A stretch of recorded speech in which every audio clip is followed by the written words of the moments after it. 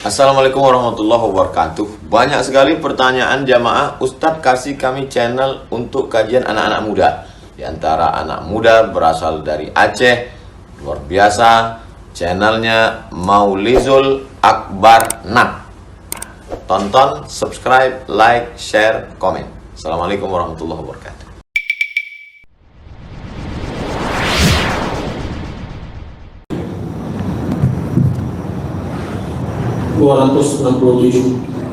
Dan 20 menit ke depan, marilah sama-sama kita mendengarkan pengajian yang akan dibawakan oleh Ustaz Azlihan dan CMA, yang mana nanti kalau ada pertanyaan maka akan disediakan waktu 5 sampai 7 menit ke depan.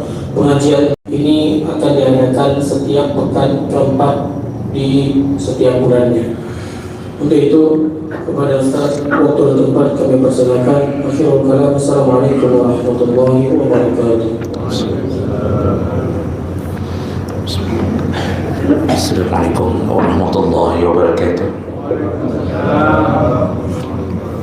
Alhamdulillahi rabbil alamin. Wa bihi nasta'in ala umuri dunya waddin. Asyhadu an la ilaha illallah wahdahu la syarika lah. وأشهد أن محمدا عبده ورسوله الكريم اللهم صل وسلم على نبينا وسيدنا محمد وعلى آله وأصحابه أجمعين أما بعد رب اشرح لي صدري ويسر لي أمري واحلل عقدة من لساني يفقهوا قولي. Segala puji bagi Allah, kemudian salawat dan salam pada Rasulullah, pada keluarga dan seluruh sahabat-sahabatnya yang kami muliakan dan insyaAllah dimuliakan Allah.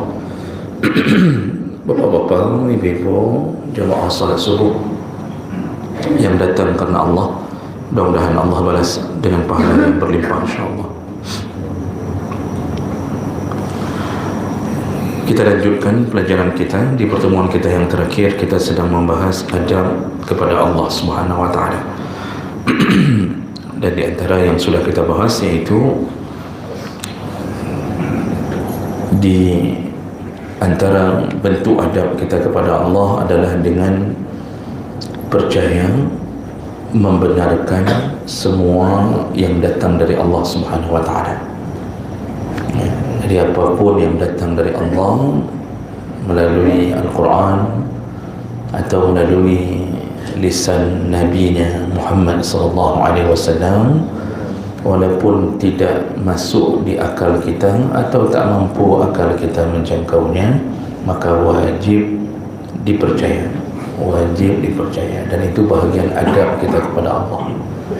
Tidak boleh ada keraguan sedikit pun tentang kebenaran yang dibawa oleh Allah. Maka berhati-hatilah ketika merasa bahawa agama lain juga ikut benar. Berhati-hatilah kalau merasa bahawa agama lain pun ada benarnya atau ikut benar. Dan ini yang dikembangkan oleh orang-orang liberal, yaitu salah satu sikap pluralisme, yaitu menyatakan bahawa semua agama itu benar. Jadi Kristen benar, Yahudi juga, Buddha, Hindu, semua agama benar. Begitu kata orang-orang yang sudah terkena panah pluralisme. Semuanya masuk surga, cuma nanti naik bus yang berbeda. Kita naik bus Islam, mereka naik bus Nasrani. Jadi semuanya nanti bermuara di stasiun yang bernama surga. Ini pemahaman ini kalau kita masuk ke dalamnya, maka dalam syariat Islam kita telah murtad, karena membenarkan Tuhan-Tuhan selain Allah. Hati-hati, bukannya kita tidak bertoleransi kepada agama lain, tetap disuruh toleransi, tapi dalam urusan akidah, lakum dinukum waliyadin. Qul huwallahu ahad. Jadi ini yang sudah kita bahas, bahawa membenarkan apapun yang datang dari Allah. Jadi kalau Allah bilang cuma Islam yang benar dan cuma Islam kunci untuk masuk surga, maka benarkan. Jangan ragu sedikit pun. Dan jangan juga ragu bahawa orang kafir pasti masuk neraka. Jadi jangan ada keraguan bahawa kayaknya mereka masuk surga juga lah, walaupun nanti sebentar. Tidak ada apa. Kafir itu tidak masuk surga sama sekali, sama sekali. Dari awal kematian, disitulah siksa. Minal azabil adna dunal azabil akbar. Dimulai dulu dengan azab yang rendah, yaitu kubur, alam kubur. Kemudian disambung dengan azabul akbar, azab yang sangat besar, sangat pedih, yaitu neraka. Dan itu khalidina fiha abadan, kekal selama-lama. Itu bahayanya murtad. Ini orang kita Aceh masih lumayan bagus dalam urusan mempertahankan akidah. Walaupun ada yang murtad, tapi bisa dihitung dengan jari. Kalau orang kita Aceh masih lumayan bagus mempertahankan akidah ketuhanan. Cuma kurang bagus dalam urusan beradab melalui amal saleh. Sikap kita itu yang kita tahu tentang diri kita sendiri. Hanya punya Tuhan hanam gandong, tetap Allah. Kalau Nabi tak tergantikan, tetap Nabi Muhammad SAW. Tetapi salat tak ada, puasa kadang-kadang tak ada, kerja sampai tramadol, pupu, merampok. Yang penting tetap bertuhankan Allah.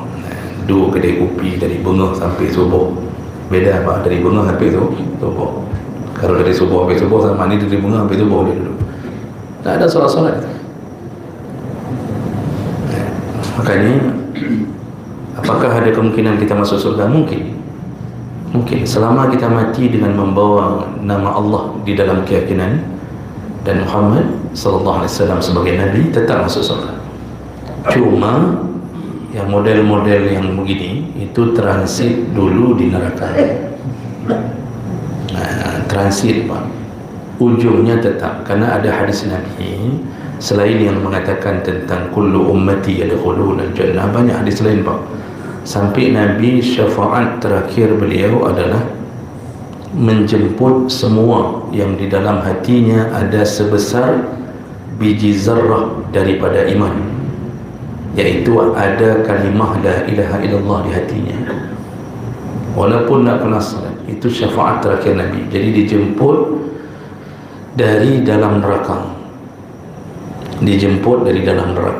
lalu kemudian dikeluarkan, dimandikan di telaga, lalu berubah menjadi kecoklat-coklatan. Kalau bahasa Nabi dalam hadis, bagaikan anak kacang yang baru tumbuh, yang putih kelak tak bisa lagi, karena bukan asli penduduk surga, hijrah dari neraka. Lalu sebelum masuk ke surga ditulis di dahinya dalam satu hadis, yaitu Jahannamiyun, ex nabi Jahannam, ex nabi Jahannam, baru masuk surga. Berapa tahun di neraka tergantung dosa, dan satu hari di sisi Allah sama seperti 1000 tahun yang engkau hitung, kata Allah SWT. Jadi yang tidak salat ni, kalau dihitung oleh Allah 10 hari saja di dalam neraka, nanti itu keluar tak apa, maka yang dimaksud adalah 10.000 tahun di dalam siksa. 10.000 tahun dalam siksa baru boleh masuk surga. Tapi tetap surga selama akidahnya tetap bersama Allah. Ada orang yang mengatakan bahawa kalau begitu amanlah, yang penting kan ujungnya kan tetap surga, amanlah, lanjut hidup, lanjut terus, tak solat-solat, lanjut fikir yang penting lanjut.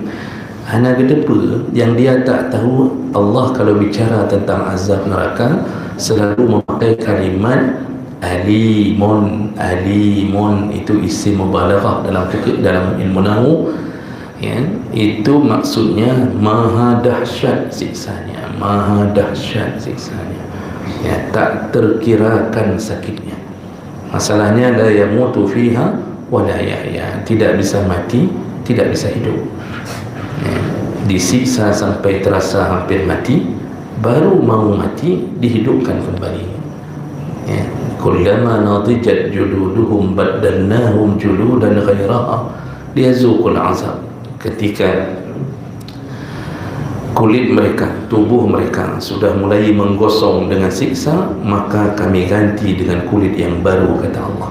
Baddalnahum juludan ghairaha, kami ganti dengan kulit yang baru, liyazuqul azab, agar mereka terus-terusan merasakan azab.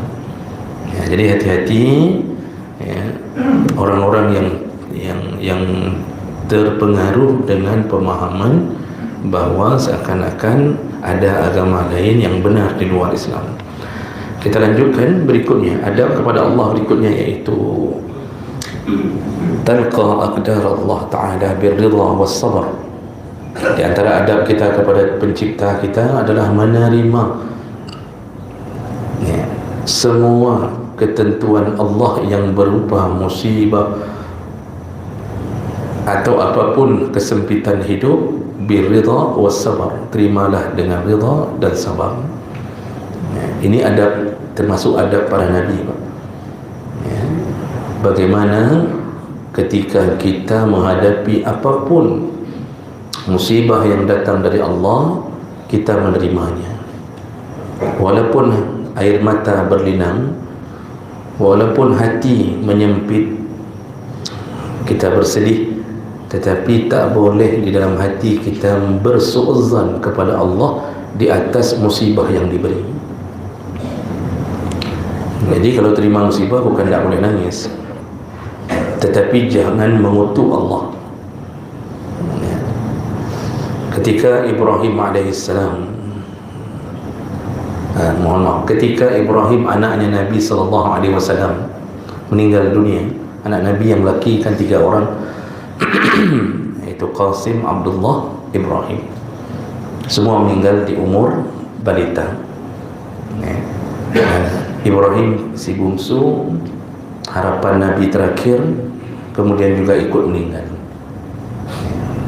Ada yang mengatakan umurnya 6 bulan, ada yang mengatakan sekitar 8 bulan begitu meninggal. Jadi ketika Nabi memangkunya setelah meninggal, air matanya berlinang. Ketika Nabi memasukkan jasadnya ke kubur, air mata Nabi kembali tumpah.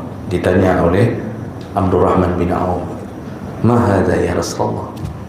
Kenapa engkau menangis begini ya Rasulullah? Artinya dia mau bilang, kan engkau Nabi, engkau ini Nabi, masa menangis setelah engkau ajarkan kami menerima semua takdir Allah, masa engkau pun menangis? Begitu maksud pertanyaan itu. Apa kata Nabi? Air mata itu tanda rahmat di dalam hati. Air mata itu tanda kita punya kasih sayang di dalam hati. Dan tangisan ini bukan tangisan menyesali kepergian anaknya Ibrahim. Tangisan ini tangisan seorang ayah yang ditinggalkan anaknya, tapi dia tetap menerima takdir Allah. Begitu penjelasan Nabi di dalam hadis. Jadi artinya jangan mengira nggak boleh nangis kalau terima musibah. Nangislah. Bagaimana orang menerima musibah lalu dalam keadaan tertawa-tawanya kapumo? Itu dapat terima musibah lalu langsung dia ketawa, loncat-loncatnya pumo. Normalnya kita dapat musibah nangis. Yang tak boleh tak terima, maksud tak terima muncul dalam suara. Kenapa engkau lakukan begini kepada aku? Kenapa engkau begitu membenciku ya Allah? Kenapa orang yang di samping saya yang tidak pernah solat saja yang kena? Kenapa aku pula yang solat yang kena? Kenapa begini? Terus dia itu disebut niyahah. Dia mulai meratap, menyebut keburukan-keburukan. Niyahah itu yang dilarang, yaitu meratap. Menangis tak apa-apa. Oh, ada pernah Bapak dengar hadis yang mungkin ada orang yang mengatakan bahawa jangan menangis, nanti mayat diazab di kuburan gara-gara tangisan keluarganya. Itu hadisnya sahih, Bang. Hadisnya dari Aisyah ketika Aisyah menjelaskan perkataan Nabi, Jadi Rasulullah pernah mengatakan innal mayyit yu'azzab bi buka ahli. Mayat itu diazab dengan tangisan keluarganya. Lalu orang membaca kemudian mengetahui makna hadis lalu mengatakan bahawa backlick, jangan nangis, nanti bapakmu disiksa ni kalau nangis. Akhirnya terpaksa isteri menyeka air matanya, lalu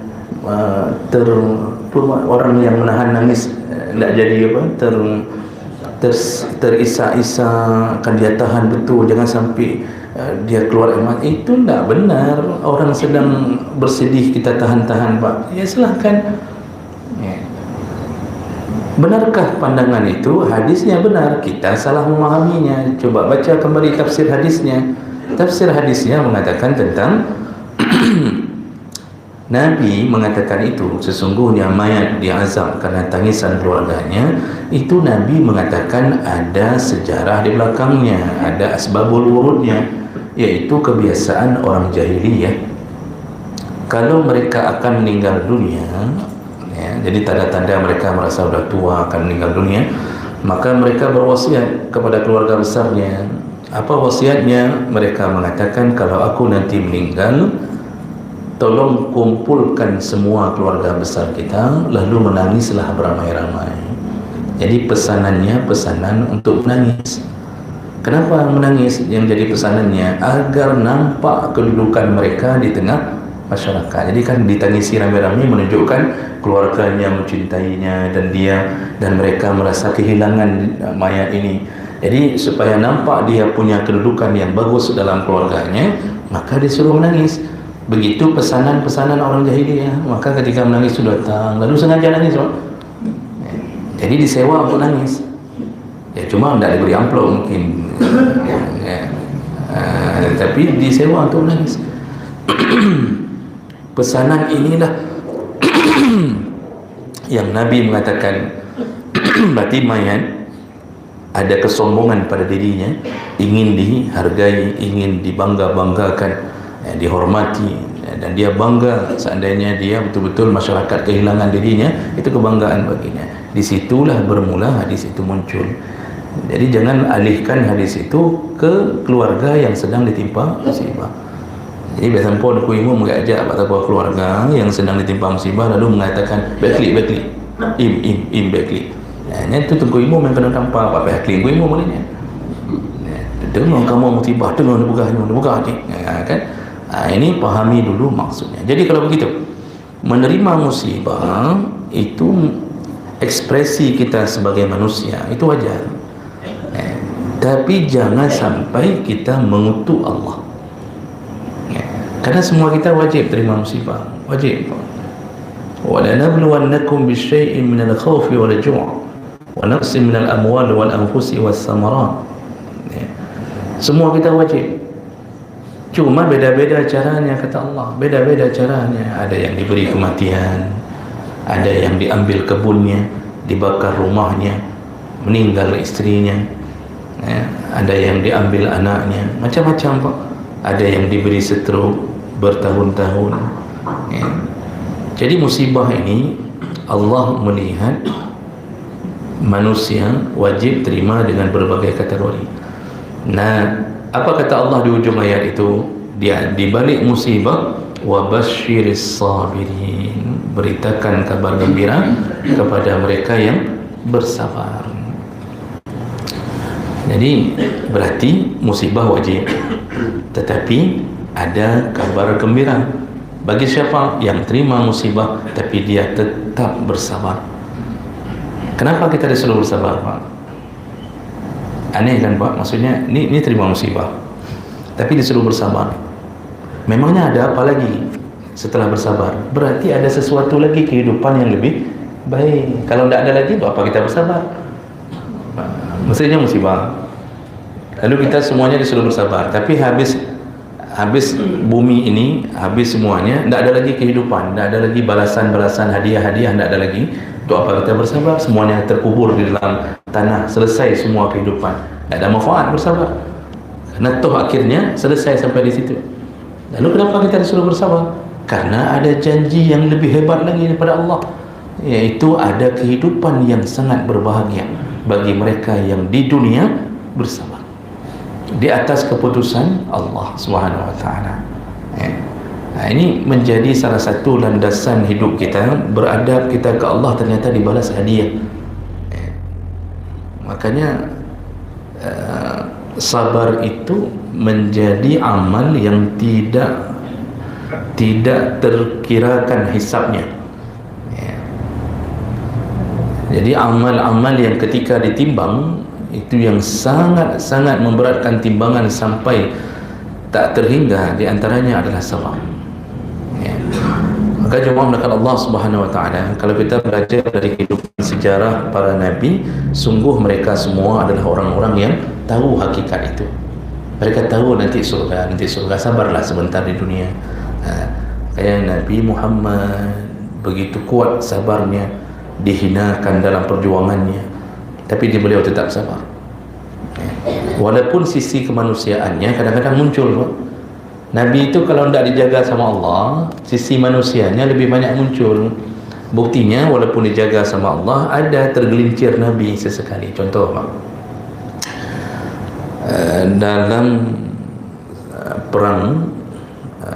dalam perang Uhud, Nabi kan terluka Pak, giginya patah, gerahamnya bengkak, kemudian beliau terluka dan sahabat-sahabatnya itu syahid sampai 70 orang.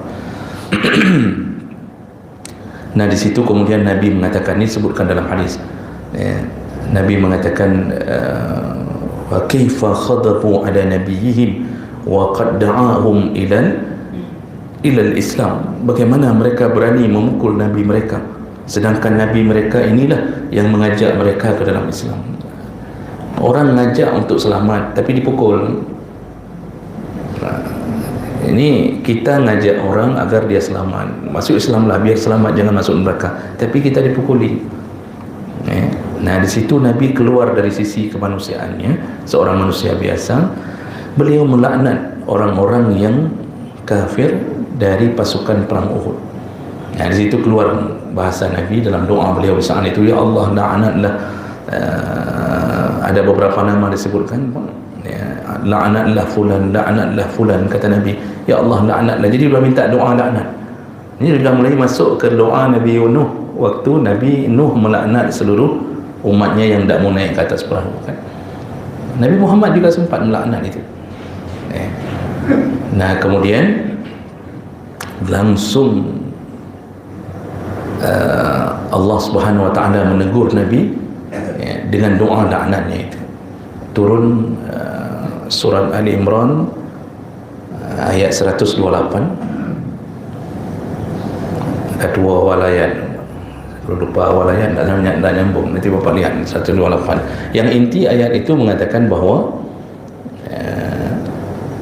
bagaimana engkau bisa melaknat, itu makna daripada ayat itu, engkau melaknat seorang hamba yang intinya aku tak pernah melaknat mereka, tapi engkau melaknatnya, sedangkan masalah dosa mereka adalah urusanku, bukan urusanmu wahai Muhammad.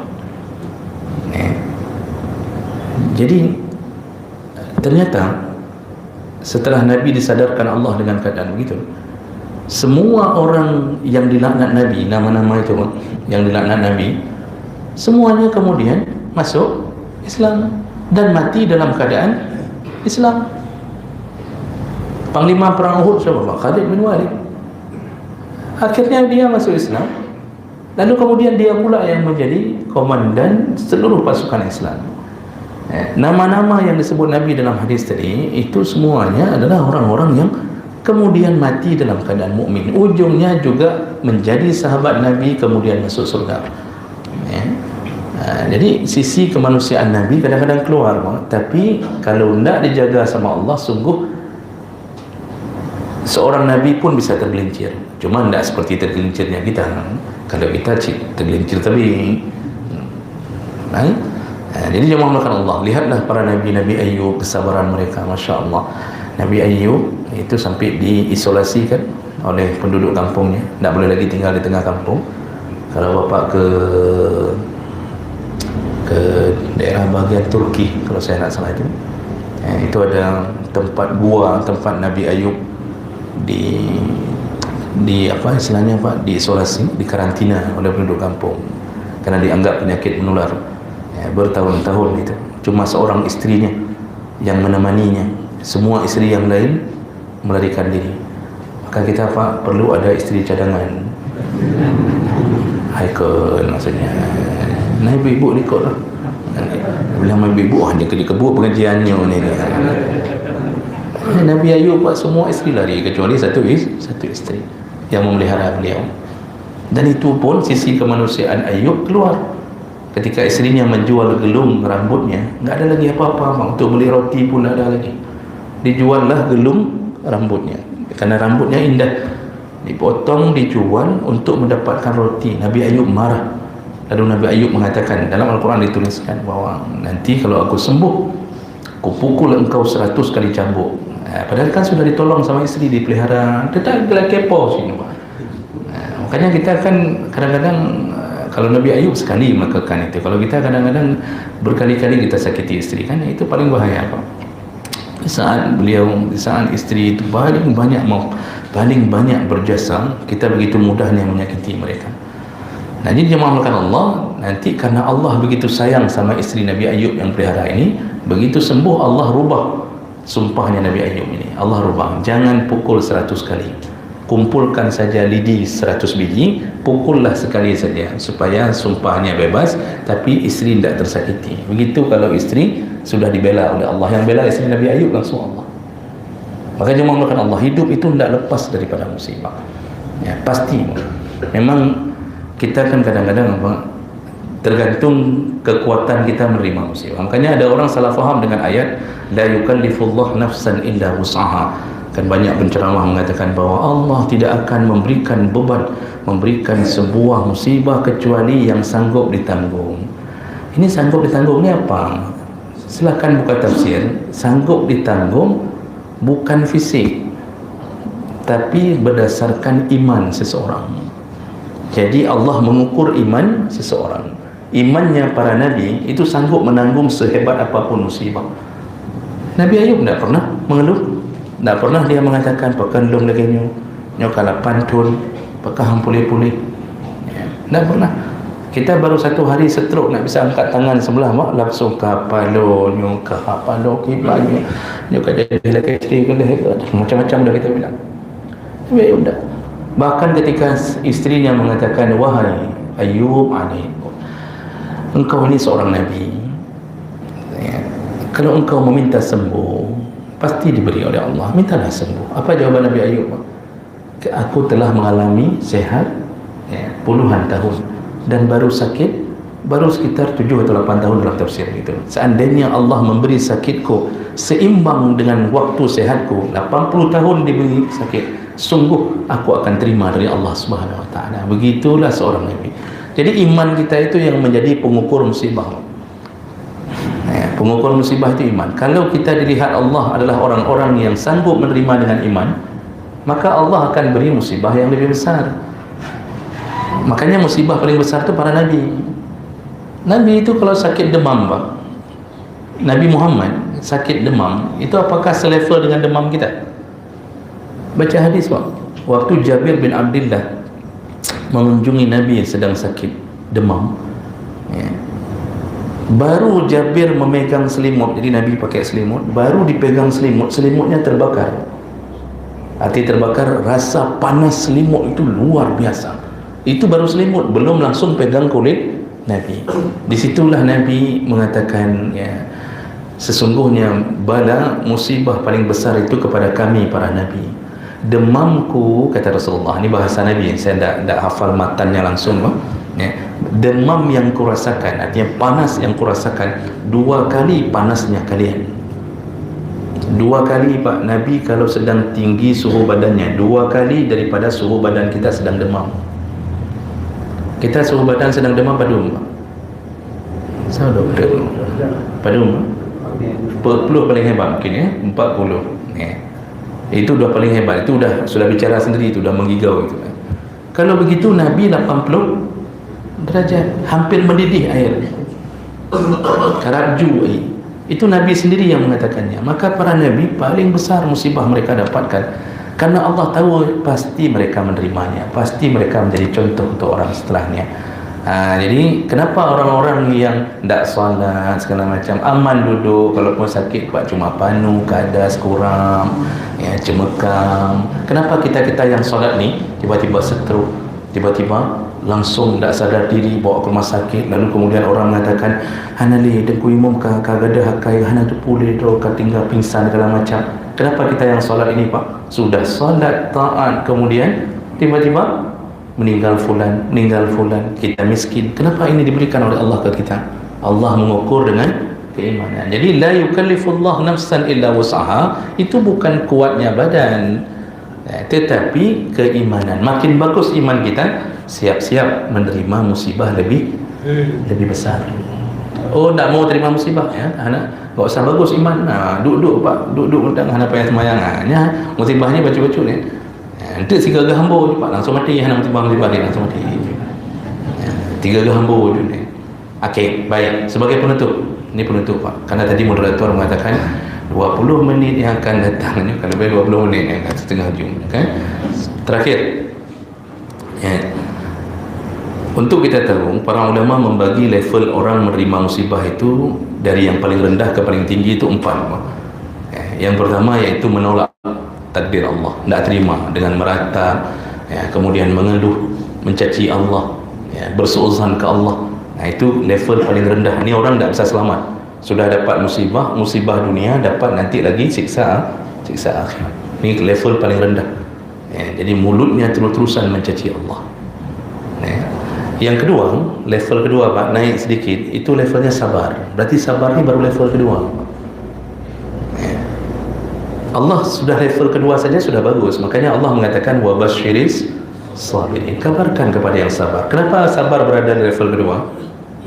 Karena dalam sabar itu Pak, kita sebenarnya tidak terima juga, ya, tidak terima juga, cuma kita menahan diri. Jadi kalau boleh kita bahasakan sederhananya, sebenarnya kita tidak sanggup, cuma terpaksa lah, karena Allah suruh sabar, ya kakak suruh sabar, kakak kajik menahan pupuk, begitu kan. Ada sebenarnya rasa tidak terima, cuma karena iman kita bertahan, kakak suruh terima. Dan tapi satu catatan, yang disebut sabar siapa? Innamas sabru fis sudmatil ula, kata Nabi. Sabar itu pada pukulan yang pertama. Sabar itu pada pukulan yang pertama. Hadis itu keluar ketika seorang perempuan sedang menangis di depan kuburan anaknya baru meninggal. Lewat Nabi, perempuan ini tidak kenal bahawa itu Nabi. Karena dulu kan Pak, tidak ada WA, tidak ada Facebook, tidak tersebar, wajah Nabi itu tidak tersebar. Jadi yang perempuan-perempuan yang jarang lihat Nabi tidak tahu itu Nabi, cuma dengar Muhammad gitu kan. Lalu kemudian Nabi menegurnya, kata Nabi, ini sedang nangis depan kuburan anaknya, terus-terusan meratap. Nabi mengatakan bahawa bertakwalah engkau kepada Allah, bersabarlah. Nah, perempuan ini langsung membalikkan badannya, dia mengatakan, mangat ka begah leka, menyokah yang kena kiban. Ini berarti perempuan ni orang Aceh atau bukan? Tanya yang terjemah bahasanya bahasa Arab. Perempuan tu mengatakan begitu, mangat kah ka begah, menyokah yang kena legelong kiban. Begitu kata perempuan ni Pak kepada Nabi. Ada sahabat di belakang Nabi yang melihat kejadian itu. Lalu Nabi langsung diam diri berlalu. Nabi kita itu Pak, Masya Allah, beliau tahu keadaan orang bersedih, beliau tidak lanjutkan. Kalau kita mungkin akan menyambung. Kalau kita yang jadi Nabi, kita akan sambung. Tuhan nak katulike, keluarkan kartu, nak katulike. Aku tampok, kan? Nabi enggak, Pak, sabarnya dihina tanpa dia tahu, dan Nabi pergi. Lalu sahabat ini datang ke perempuan ini langsung mengatakan, tahukah engkau siapa yang engkau caci barusan? Tidak tahu, kata perempuan. Itulah Nabi kita Muhammad. Terkejut perempuan ini Pak, bertuh geplung ke alik Nabi rumah. Itu menunjukkan dia ini memang tadi tak kenal sama Nabi. Dia lari datang ke rumahnya, dia ketuk pintu rumahnya, lalu dia mengatakan, ya Rasulullah, mohon maaf, aku tak mengenalmu ya Rasulullah, maafkan aku ya Rasulullah, telah keluar kalimat dariku kepadamu, dan terusnya. Lalu Nabi tidak menyaut, arti tidak menyaut begini, dia tidak mengatakan yang kenyan. enggak dia timpali Pak hana besar yang kenyan hana katuli hebat takkah lewitnya enggak ada bahasa itu. Nabi cuma mengatakan di ujung hadis, innamas sabru fis sudmatil ula. Nabi lanjutkan nasihat, yang namanya sabar itu ada pada pukulan pertama. Maksudnya pukulan pertama apa Pak? Begitu terima musibah, disitulah sabar dihitung. Kita terima telepon, Pak, anak bapak kecelakaan, mungkin tak tertolong Pak, ini berada di rumah sakit. Langsung di telefon itu kita mengucapkan, Masya Allah, inna lillahi wa inna ilaihi raji'un. Kita terus menata hati kita untuk sabar. Itu disebut sabar. Ada orang Pak, itu 7 hari 7 malam halung, aku terima bukan jejak, dah. Setelah 7 hari air mata sudah kering, hidung-hidung pun sudah tidak berbentuk lagi Pak, mudah kayak mana-mana tu, lampli, mata bengkak segala macam. Hari ke-7 baru dia mengatakan, sudahlah saya terima, kayak mana kali kahana kalau terima, kalau terima. 6-7 hari dia tidak terima, hari ke-7 baru dia terima. Itu bukan sabar. Itu bukan sabar. Sabar itu fis sudmah al-ula. Pukulan pertama langsung dia mengatakan inna lillahi wa inna ilaihi raji'un. Itu Pak yang namanya sabar. Okey, sedikit lagi. Level ketiga di atas orang sabar itu ada lebih hebat lagi, yaitu orang-orang yang ridha.